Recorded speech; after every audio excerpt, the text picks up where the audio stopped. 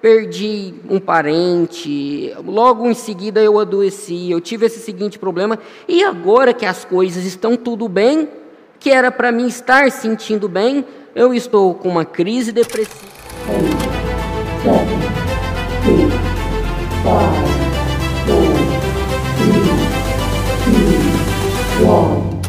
Faculdade de Medicina.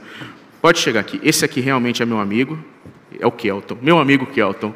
Pode sentar aqui, Kelton. Obrigado de novo por se juntar em um empreendimento que eu inventei. O Kelton realmente ele é uma pessoa sem palavras, por dedicação, por carinho, por ser realmente assim um amigo para qualquer obra. Se você precisar de fazer alguma coisa, esse é o cara para você chamar, porque ele não tem tempo ruim, ele consegue nos ajudar em tudo. E hoje ele vem aqui não como estudante de medicina, também como estudante de medicina, mas trazendo uma palavra de um especialista, porque ele é psicanalista clínico e master em programação neurolinguística, membro da Associação Brasileira de Psicanálise, e hoje ele é gerente administrativo na Universidade Q University, aqui no Paraguai, com a sede de Cidade del Este. E é um acadêmico de medicina, assim como nós.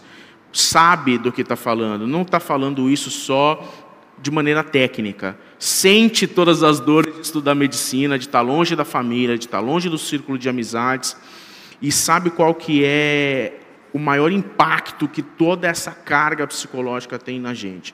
O que você trouxe para falar para a gente, meu amigo? Primeiramente, agradecer mais uma vez o espaço aberto, né? Mais um ano que a gente se encontra, passamos aí pelo o processo do 100 2023, né? E foi um grande prazer para todos nós. E eu gosto muito, fiquei lisonjeado pelo convite, porque esse é um tema que eu vivo ele talvez em 3 facetas, né?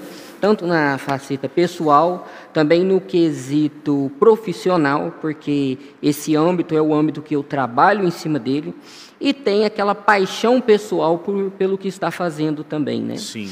Eu me lembro que em meados de 2021, quando eu estava me organizando para vir para o Paraguai, para iniciar essa jornada de estudar medicina, eu tinha a plena certeza de que aqui ia ser um grande laboratório da vida, porque a minha profissão, trabalhar com pessoas, lidar com o comportamento humano, lidar com o desenvolvimento psicológico do ser humano, envolve testá-lo e experiencializá-lo em ambientes passíveis de alterações, de humor, em questões que exploram o limite do ser humano, né? E pude viver isso. Aqui nós vivemos o limite, né? Exatamente. Então eu pude viver isso de forma particular, né? Porque eu estou mediante esse processo, e ao mesmo tempo ter um laboratório 24 horas, onde eu acompanho os altos e baixos dos meus amigos em sala de aula, e eu pensava o seguinte, falava, vai ser um ambiente bastante propício para que eu possa estar, porque ali eu tenho certeza que todo esse fervor do mundo acadêmico, principalmente da área da saúde, de medicina, ele vai me proporcionar ali estar de camarote ali, assistindo em primeira mão o impacto psicológico que essas mudanças, que essas alterações, que esses limites ia incorrer nos meus colegas. Então eu pensei, ali eu vou fazer amizades, ali eu vou ter vários colegas e ao mesmo tempo eu vou ter muita demanda para trabalhar também, visto que essa área é uma área de alta exigência aí no campo psíquico, não é verdade? Sim. Kelton, é o seguinte, eu vou te chamar de Kelton porque você é meu amigo. Kelton, eu quando idealizei esse evento, eu não pensei em poucas pessoas para estarem aqui no palco, mas pessoas que realmente juntassem muitos mundos, né? Como você disse, você junta hoje o mundo de ser um estudante de medicina, de ser um psicólogo e de estar à frente de uma universidade agora como gerente administrativo. O que você pode trazer de ferramentas práticas para que nós, mesmo que estejamos nos primeiros semestres ou nos últimos semestres, podemos aproveitar melhor tudo que a formação de medicina tem para nos oferecer? Porque nós só vamos poder aproveitar a formação teórica, prática e curtir esse momento de formação se nós estivermos bem psicologicamente. Quais são as ferramentas que a gente pode usar? Como que a gente pode passar bem por isso? Eu gostei muito quando foi levantado exatamente esse tema, porque qual que é a ideia? Hoje nós estamos vivendo num mundo em que a inteligência artificial está aí batendo as portas, não é verdade? E o pessoal está muito focado em ferramentas de aceleração do aprendizado, dinâmicas para que você possa melhorar a concentração. Só que aí vem um ponto muito interessante. Eu te faço uma pergunta, Eduardo. Quero que você faça um raciocínio aqui comigo.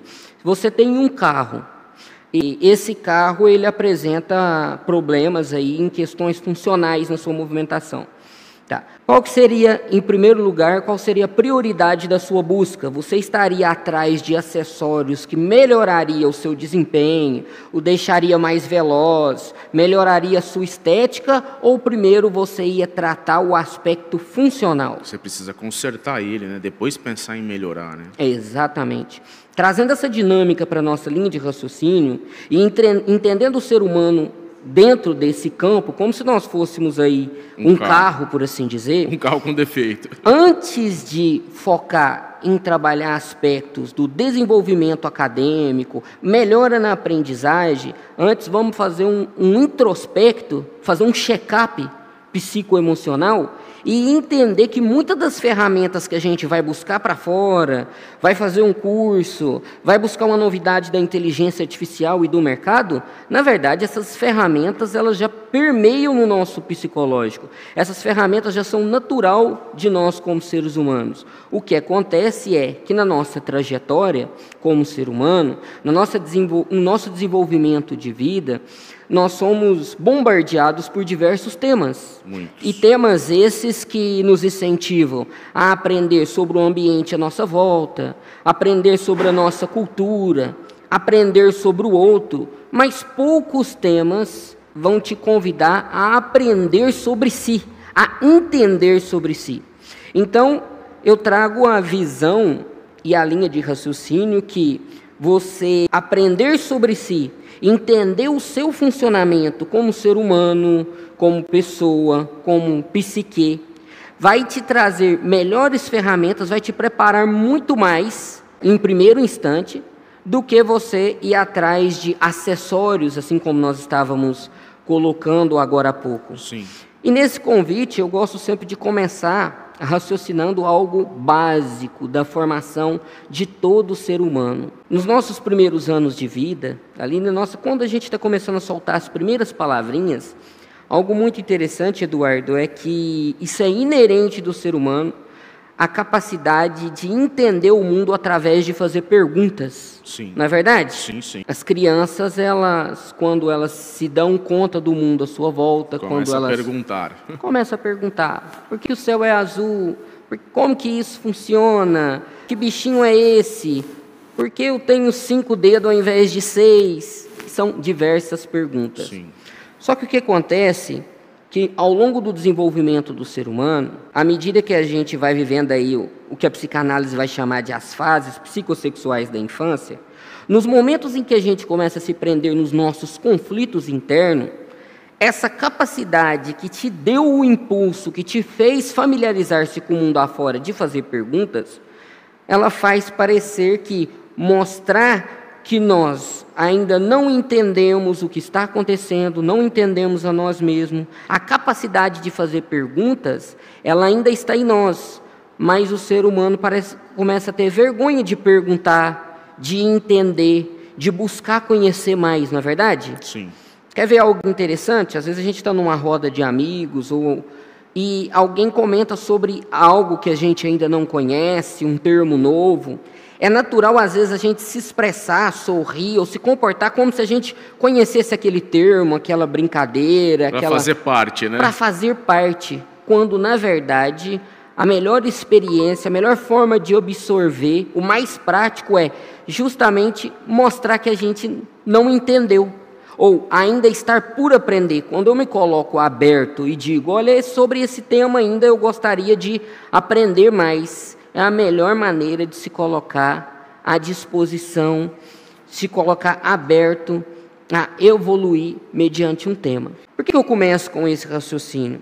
Porque são duas das nossas bases na construção da nossa psique. A primeira, a nossa habilidade de fazer perguntas. E a segunda, o nosso interesse como ser humano que nós temos em história. Interesse em ouvir uma boa história. Não é verdade? Eu amo. Quando criança, então, novamente, a forma da gente tatear no mundo escuro é por fazer perguntas. E a forma da gente compreender como as coisas funcionam é por ouvir histórias. Sim. Não é assim? A forma de cativar as crianças é sentar, é contar uma história. E o que acontece é que na nossa construção como ser humano, pode parecer que sim.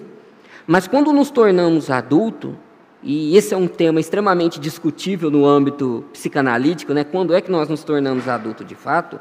Essas duas habilidades de tatear o mundo, fazer perguntas e ouvir histórias, elas nunca cessaram.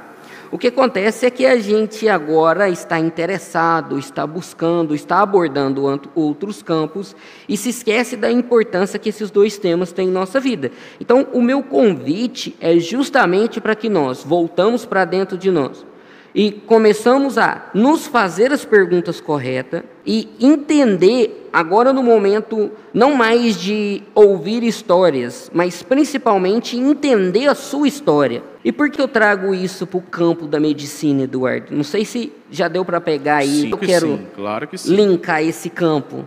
Claro que sim. Quando a pessoa entra num escritório, num consultório psicanalítico, eu estava ouvindo a palestra da doutora, a experiência da doutora Fabiana aqui, falei, engraçado, quando eu começar a falar, vai parecer que a gente está fazendo exatamente um react em cima dos pontos que ela foi abordando. É o que a gente estava conversando aqui, Kelton. É quase sempre a mesma história. Eu tenho 38 anos, doutora Fabiana tem 30, falei a idade dela, não podia. Temos amigos de 20 e poucos anos, temos amigos de 50 e poucos anos. Todos os estudantes de medicina, sejam eles em qualquer lugar, ou principalmente o nosso público, que são os brasileiros que estudam medicina no Paraguai, vão passar exatamente pelas mesmas coisas, talvez com nuances diferentes, claro. Uns vão internalizar de maneira diferente, claro. Uns vão passar por situações mais graves, outros mais suaves, mas todos vamos passar pelos mesmos problemas. É um react, sempre. Você vai olhar a vida de alguém e vai falar, isso aconteceu comigo, cheque. Isso daqui também aconteceu comigo, cheque. Exatamente esse ponto. Trazendo para nós, e aproveitando a experiência que a doutora já compartilhou, primeiro o aspecto de fazer a pergunta correta. Quando o paciente senta no consultório psicanalítico, a gente vai reavivar essas duas habilidades do ser humano, a de fazer perguntas e a de contar história. A primeira pergunta, principalmente voltado para o estudante de medicina, para o acadêmico, para o profissional da área, a gente começa a puxar dele, a trabalhar com ele, a fazê-lo entender o que é que fez ele buscar essa carreira. E essa é uma pergunta muito importante, porque eu costumo brincar, Eduardo, que ao longo da minha trajetória como profissional aí da área psicanalítica, eu digo que eu destruí muitas carreiras com muito orgulho. Mas calma lá, isso tem uma explicação. Como assim destruir muitas carreiras com muito orgulho?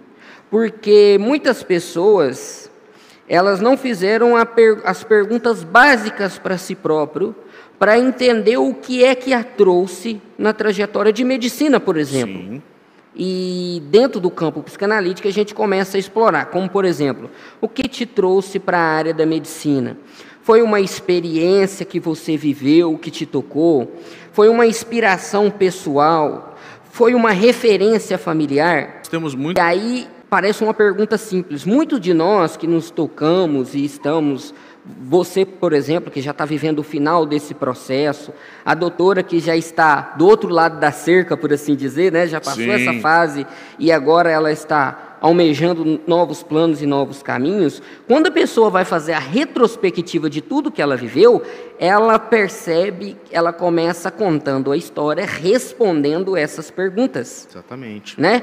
E o que mais acontece, Eduardo, parece uma coisa óbvia, parece que nós estamos tratando de um tema que todo mundo sabe responder o porquê ou o que é que o trouxe a essa carreira, mas a grande verdade é que a maioria ainda não se fez de fato essa pergunta.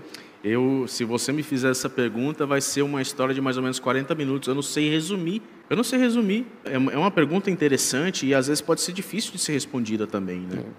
Talvez por isso que as pessoas tenham um pouco de dificuldade. Exatamente. Quando nós entendemos o porquê, o como, o que te trouxe esse sacerdócio, eu costumo dizer que a medicina ele é um sacerdócio. É um sacerdócio. É verdade? Você não é o primeiro que me fala isso. É um sacerdócio. Você não é o primeiro que eu ouço falar usar esse termo. A medicina é um sacerdócio, uma das poucas profissões que é um sacerdócio. O sacerdócio em si religioso é, de fato, um sacerdócio. Um policial é um sacerdócio, né? Um militar, um policial, e nós também somos. São poucas profissões que são isso. Nós entramos nela e não tem como sair mais. Sim. Depois que você se torna médico, você jamais vai deixar de ser médico. Isso. Até o último suspiro da sua vida, você vai respirar o cuidado com o próximo. Você vai respirar a necessidade de cuidar do próximo. Em algumas situações, se você tiver brio, até por em cima da sua vida, você vai cuidar da vida do próximo. Assim como foi durante a pandemia, que muitos médicos perderam a sua vida ajudando outros dentro de hospitais. Perfeitamente. Depois eu quero entrar nesse aspecto da pandemia, porque essa era pós-pandêmica que nós estamos vivendo agora, vou só abrir um parêntese aqui e já volto no ponto que nós estávamos debatendo, mas eu quero dizer o seguinte: há muitas pessoas, acadêmicos de medicina, outras profissões, há muitas pessoas que somente agora estão vivendo o luto do processo pandêmico. É o que a gente chama de luto tardio. Porque o que acontece? No momento do boom da pandemia, essa pessoa precisou ser esteio para a família, esteio para um parente que se foi, para uma mãe que adoeceu, e ele não teve tempo, ele não teve, né, nada corroborou para que essa pessoa pudesse respirar, fazer a compreensão do que ele estava vivendo, que foi o período pandêmico. E aí o nosso cérebro, como uma máquina prática, ele entra num sistema de alerta, num sistema de tensão. E agora que nós estamos nesse período de estresse pós-traumático... Exatamente, um estresse pós-traumático. Olha que essa descrição ela é muito usada para soldados depois da guerra. Qual a diferença entre a pandemia e a guerra? A destruição foi a mesma. Sim. Veio, destruiu e foi embora. E muitas dessas pessoas agora, porque eu trouxe essa reflexão. Muitos estão chegando em épocas de prova, estão vivendo todo o ciclo acadêmico e estão pensando assim: mas eu me dei tão bem na pandemia, perdi um parente, logo em seguida eu adoeci, eu tive esse seguinte problema, e agora que as coisas estão tudo bem, que era para mim estar sentindo bem, eu estou com uma crise depressiva, eu fui acometido de uma crise de ansiedade, uma síndrome do pânico.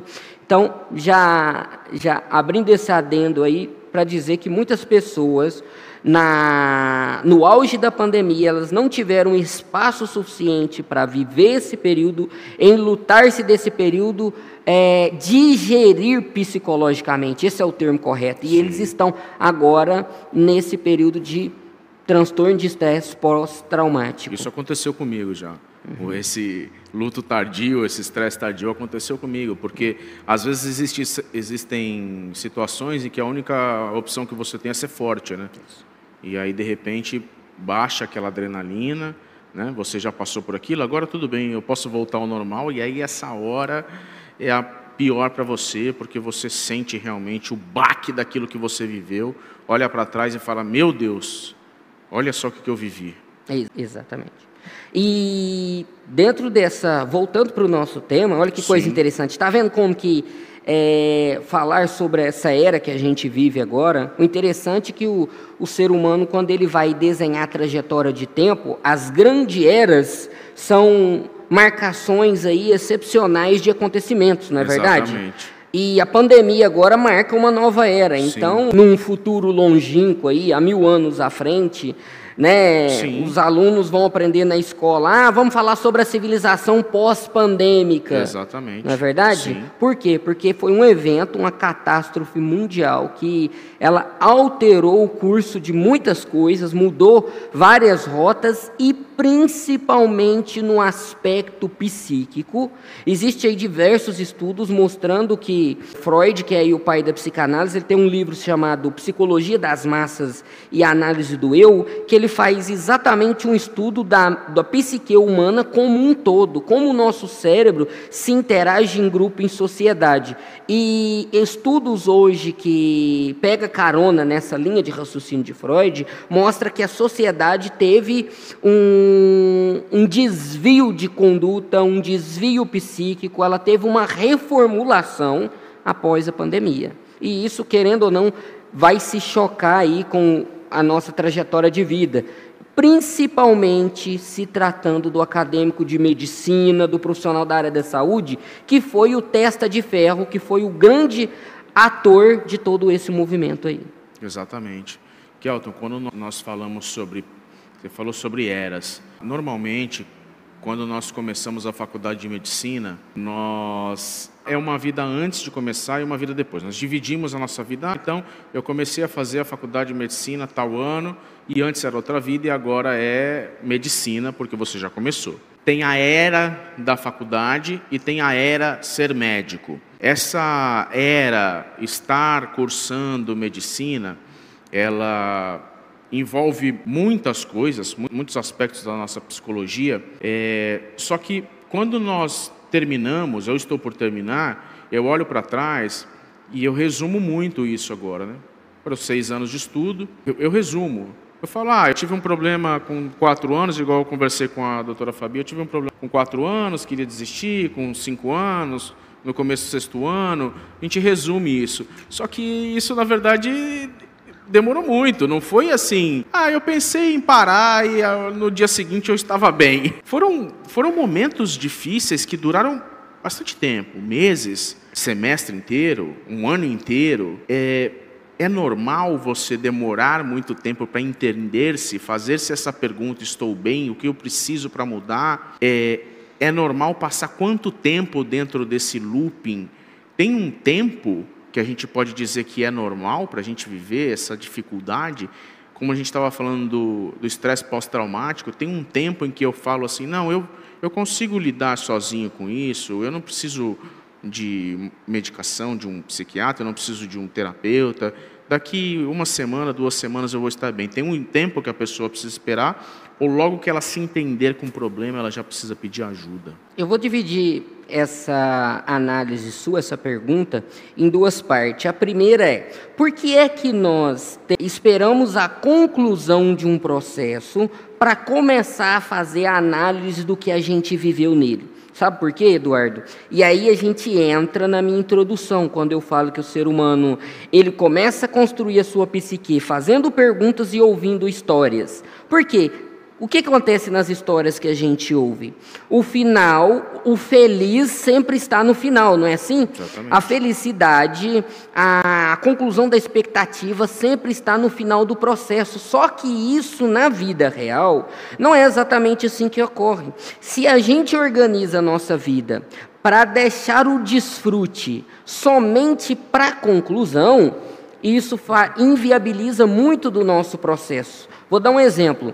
Acompanhando agora a entrevista com a doutora Fabiana aqui, né? Como eu disse, vou pegar muitos trechos aqui do que ela falou e a gente vai trabalhar em cima, porque foi muito oportuno, né? E acaba sendo um react de um todo, como você mesmo mencionou.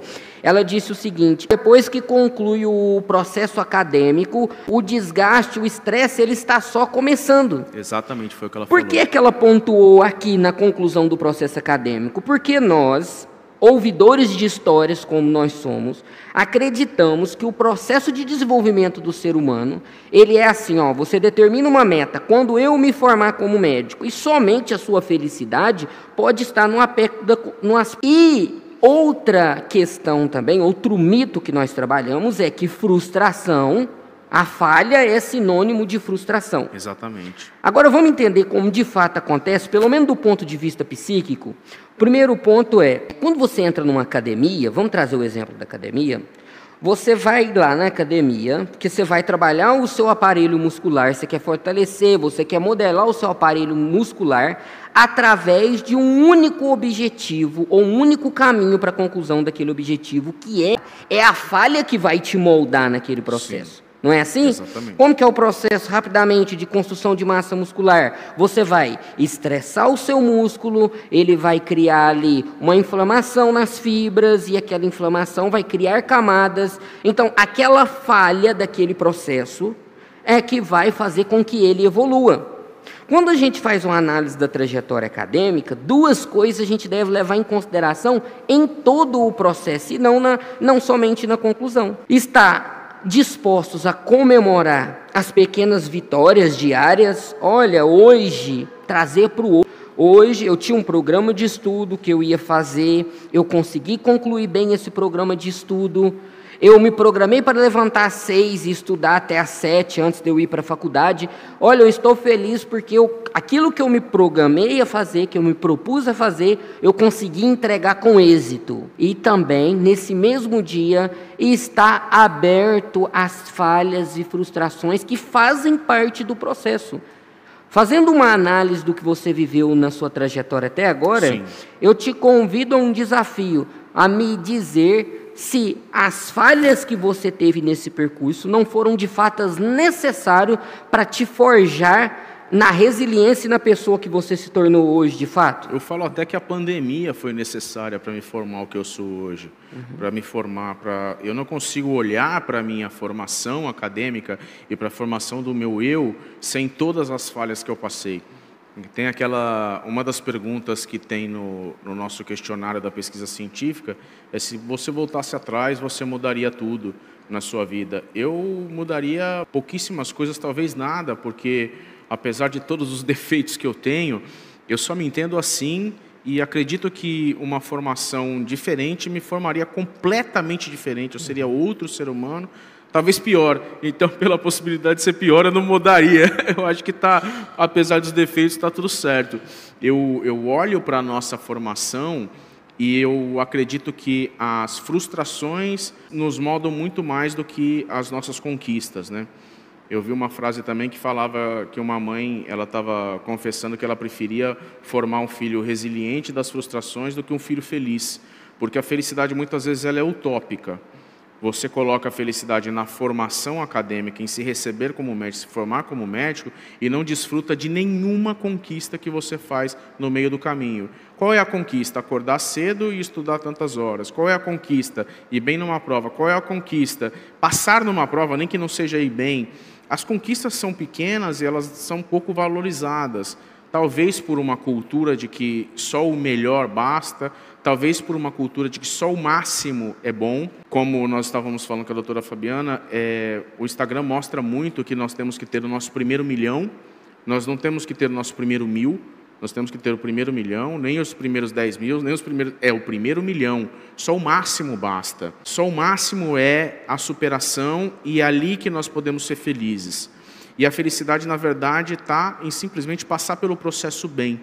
Durante o processo, como você disse, aprender durante o processo. Não esperar terminar a história para descobrir como que foi esse processo. Não, durante a história que nós estamos escrevendo, nós podemos aprender algumas coisas. Passar de olhos abertos durante essa história, aprendendo e ouvindo tudo que nós estamos passando, e sermos melhores a cada dia, aprendemos mais sobre nós mesmos a cada dia.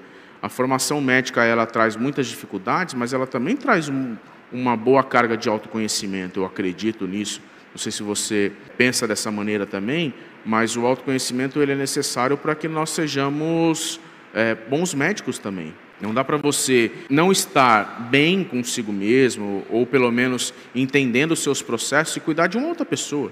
Exatamente. E aí, quando você entra nesse ponto, por isso que eu brinquei do aspecto de quando a gente faz a pergunta correta, quando a gente é convidado a fazer a pergunta certa para entender o que me trouxe aqui, qual é de fato a minha motivação. Você está vindo para o meio acadêmico de medicina, você está cursando medicina porque você está buscando enriquecer. A doutora falou aqui agora, né? Nós sabemos, nós Sim. estamos lidando com uma área que agora ela está entrando numa, vamos dizer, uma defasagem, porque a demanda está aumentando muito, está tendo muitos estudantes de medicina e daqui a pouco vai superfaturar esse mercado, faturar, como aconteceu com muitas outras profissões. Sim, exatamente. Então, se você se faz a pergunta correta, o meu aspecto é uma base financeira, é enriquecer-se, peraí, então se o aspecto é ganhar dinheiro, há outras vias mais práticas, mais seguras e talvez mais rápidas que vai te entregar essa questão. O aspecto da medicina hoje não vai te trazer total garantia nesse âmbito. Então, quando nós nos fazemos a pergunta correta, nós entendemos qual é de fato o nosso propósito, muitas das vezes as pessoas vão deixar para se fazer essas perguntas somente na conclusão da história. E aí bate a frustração. É depois que eu peguei o meu canudo, é depois que eu me formei que eu vou falar. Sou médico. E agora? Faço o que com isso? Exatamente. Eu também li um estudo recente sobre a personalidade dopaminérgica e serotoninérgica, né? Você que queria conquistar, você gosta da dopamina, né? Que é a expectativa de conquistar, né? E você conquistou. E agora, eu faço o que com isso? Como que eu aproveito isso que eu conquistei? Você queria, uma conquista que você queria era entrar na faculdade de medicina. E agora, ao invés de você aproveitar, você sofre. Era o seu sonho estudar para medicina. É o seu sonho ser médico, médica. Mas durante a formação de medicina, você está sofrendo. Por quê? É uma dificuldade em perguntar-se? É uma dificuldade em entender-se? Ou faz parte do processo? Olha, faz parte do processo quando a gente vê essa questão no âmbito da frustração. Isso é uma frustração interna. Agora, aprender a fazer a pergunta correta nesse sentido vai desligar a pessoa do automático que ela está vivendo, né?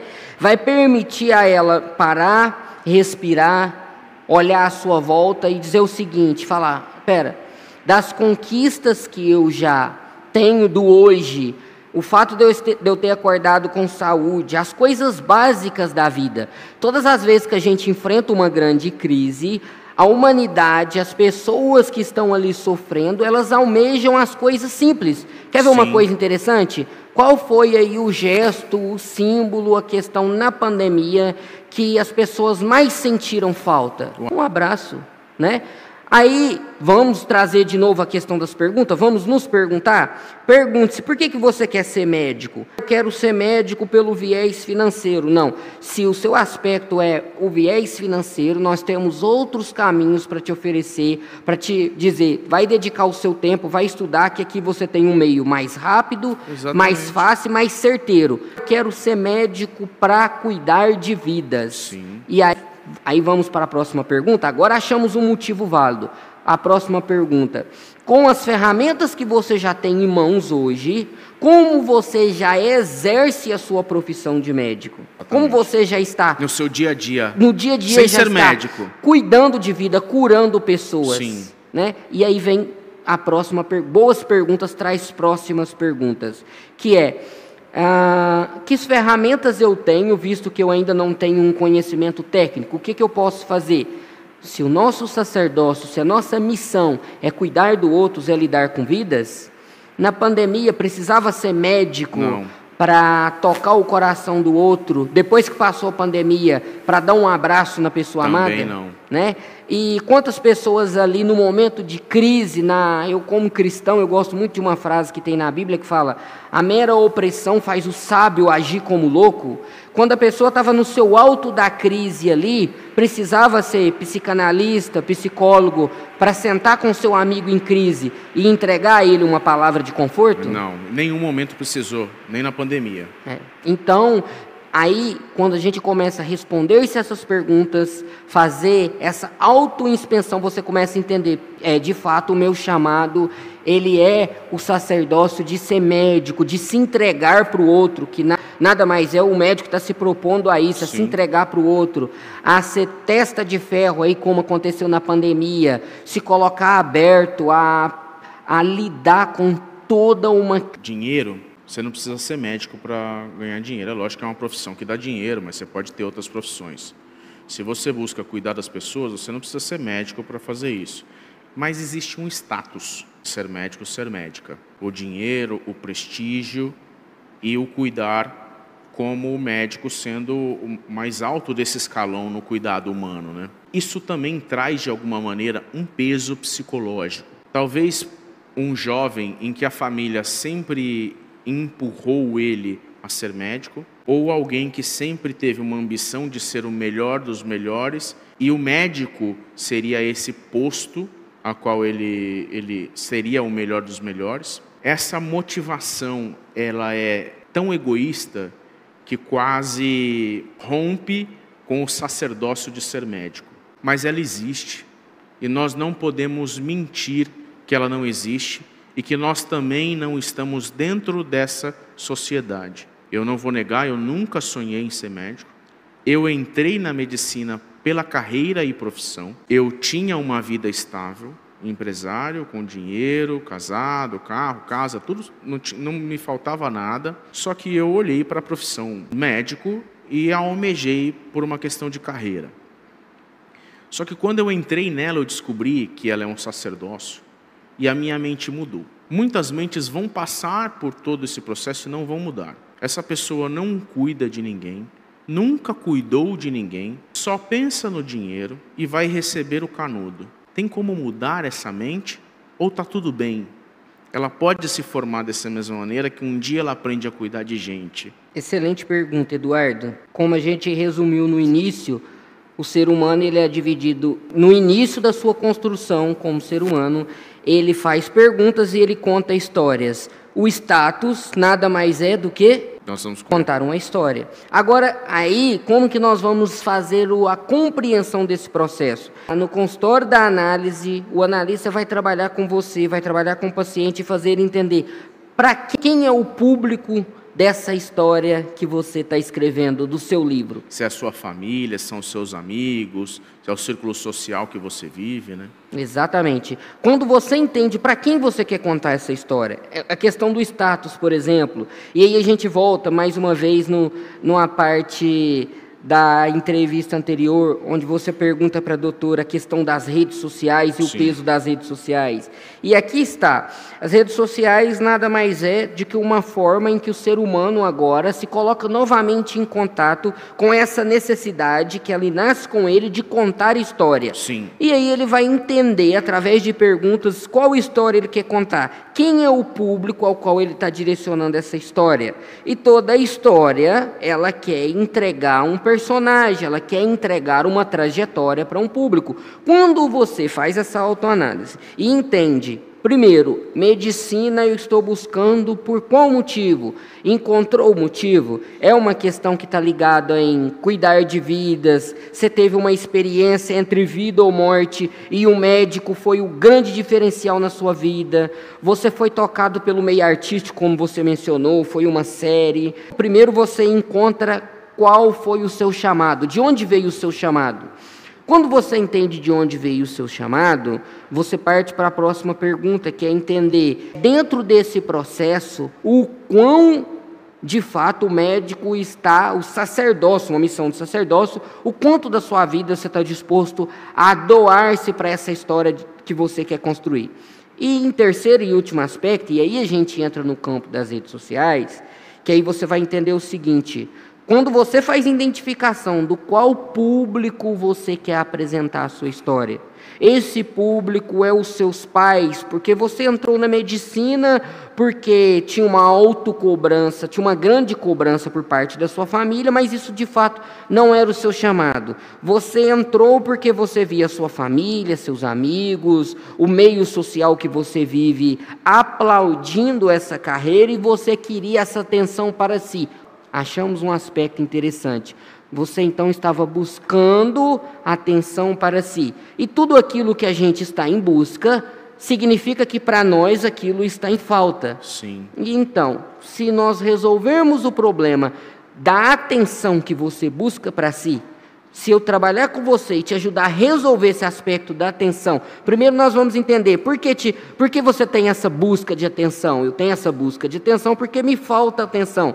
Aonde lhe faltou atenção? Foi no aspecto de um relacionamento? Foi no aspecto familiar? Se eu sanar, se eu solucionar, se a análise solucionar esse aspecto da falta de atenção, dessa carência, será que ainda assim você se sente, o fogo da medicina ainda permanecerá aceso em você? Exatamente. Ou você já terá concluído ali o seu processo? Ou era uma paixão ou era um amor? Você tinha uma paixão pela medicina porque você, na verdade, estava buscando uma coisa atrás que talvez você nem soubesse conscientemente, ou era um amor construído? Por isso que eu falei, eu me apaixonei pela medicina durante a formação, então foi um caso de amor.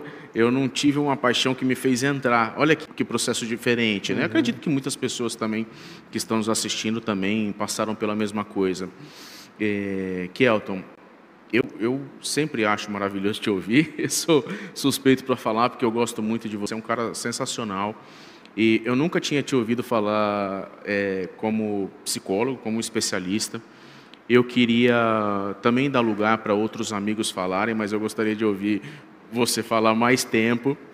Eu queria muito que você, de verdade, falasse alguma coisa que estivesse no seu coração agora, para o público que está nos assistindo, lembrando que é um público diversificado, que pode estar passando por momentos bons, momentos ruins e momentos péssimos. Como lidar com tudo isso, como passar da melhor maneira possível, com essas ferramentas que nós aprendemos, e nós vamos continuar aprendendo aqui hoje. Com certeza. Como cristão, eu vou pegar uma base bíblica que diz o seguinte, talvez é uma das frases mais conhecidas no mundo, que fala assim: amar o próximo como a si mesmo. Mas tem uma inteligência psíquica por trás dessa informação, que é a seguinte.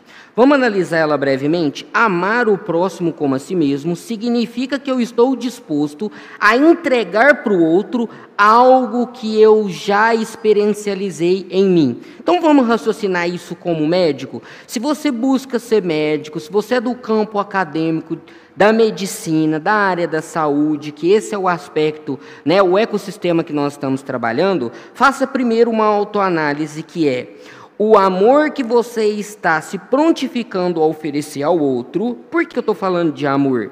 Porque se medicina é uma missão de sacerdócio, o doar o meu tempo é o meu gesto de amor. Ora, se doar o meu tempo é um gesto de amor ao outro, a grande pergunta que nós deveríamos nos fazer é: o quanto desse amor eu já estou aplicando a mim mesmo? O quanto médico eu consigo ser da minha própria pessoa? E na trajetória da minha vida, quanto eu parei para fazer as perguntas necessárias a respeito de mim, me amar o suficiente para entender a respeito do meu comportamento, a respeito da minha motivação, entender se o que para o qual eu estou me doando, se tem a ver com minha identidade, com o meu chamado. E depois de eu conseguir responder essas perguntas para mim, depois de eu viver esse processo de amor comigo mesmo, de ser médico de mim mesmo, agora sim eu estou pronto para replicar no outro todo esse sacerdócio, toda essa missão que um dia começou comigo mesmo. Kelton, de novo, queria agradecer muito a sua presença aqui. Assim, primeiro queria agradecer que você aceitou o convite, mais uma loucura que eu inventei e que você se meteu nela. E, de novo, eu achei maravilhoso te ouvir na sua especialidade. Eu acho que você tem o melhor dos mundos mesmo. Vai ser um ótimo médico quando se formar, e eu espero que a gente forme uma parceria grande nos próximos anos da nossa vida, uma grande amizade. Um presentinho do Congresso de Medicina nosso. Obrigado. Também, para agradecer a sua vinda. Muito obrigado mesmo, viu? O prazer é todo meu. Valeu, Kelton. Obrigado, irmão. Tchau, tchau. Pessoal, nós continuamos, então, a nossa saga aqui pelo nosso Congresso de Medicina. E eu tenho um recadinho também especial agora, novamente, para aqueles que são estudantes Uninter. Na verdade, para aqueles que foram estudantes Uninter. Nós temos na verdade, o Departamento de Segmento de Egressados, que é o departamento que cuida de saber como estão aqueles médicos que já se formaram na nossa alta casa de estudo. ele tem uma pesquisa que é a Encuesta de Seguimento a Egresados da Carreira de Medicina, que está feita pela doutora Adriana Romero, que é a encarregada do Departamento de Seguimento a Egresados da Uninter. Eles querem saber muitas coisas a respeito de como estão os médicos formados na instituição. Querem saber onde vocês estão trabalhando, se já fizeram residência, se já fizeram revalida, se estão trabalhando. Pessoal, são perguntas simples, de segmento realmente daqueles que já se formaram médico, mas para que nós possamos, de alguma maneira, fortalecer a relação e o vínculo com a instituição que nos formou médico, mas principalmente para que nós possamos melhorar a qualidade de ensino da nossa faculdade para as próximas gerações.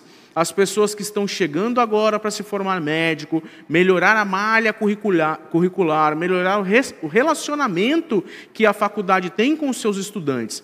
Nada melhor do que um feedback daqueles que já passaram por todo o processo.